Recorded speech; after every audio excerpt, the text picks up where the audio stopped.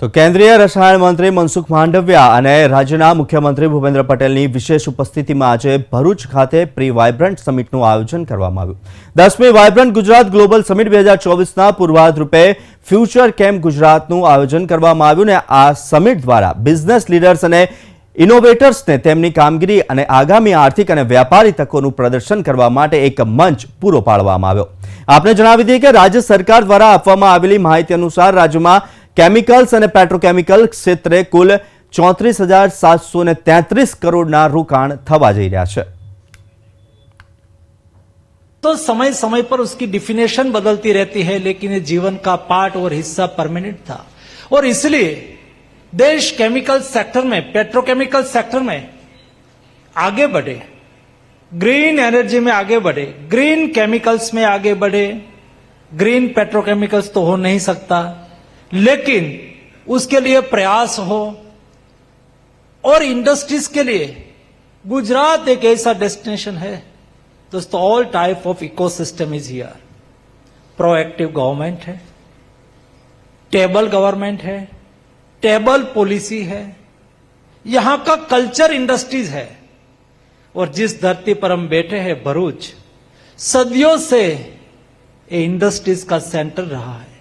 सदियों पहले मध्यकालीन युग में यही भरूच से दुनिया के साथ ट्रेड चलता था। हम इस राज्य में रहते हैं जिस राज्य को 1600 किलोमीटर का कोस्टल लाइन मिली हो और दुनिया के साथ ट्रेड करना, दुनिया को अपना करना, हम दुनिया में समाविष्ट हो जाना। हम दुनिया में कहां भी जाते हैं वहां गुजराती होते हैं, वहां भारतीय होते हैं, लेकिन एक कंट्री वहां गौरव लेती है कि हमारे यहां गुजराती है। हमने वहां ऐसा लेवल किया है, हमने हमारा कल्चर से सीखा है। हम दुनिया में कहां भी जाए दोस्तों, मैं एक बार ओमान गया था तो मुझे घुमाने के लिए ले गया, तो वहां सलाया मार्केट था जो हमारा पोर्ट है।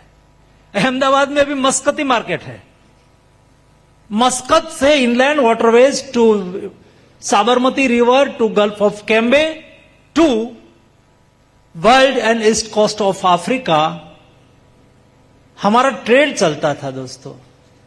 हम इंडस्ट्रीज के साथ जुड़े हुए स्टेट है, इसलिए हमारे यहां की जो इकोसिस्टम है उसको इकोसिस्टम का लाभ लेके हम गुजरात में इन्वेस्टमेंट क्यों न करें। अपना विश्वना सर्वाधिक लोकप्रिय नेता અને યશસ્વી વડાપ્રધાન શ્રી નરેન્દ્રભાઈ મોદીએ વિકાસની રાજનીતિથી ગુજરાત અને દેશની કાયાપલટ કરી છે।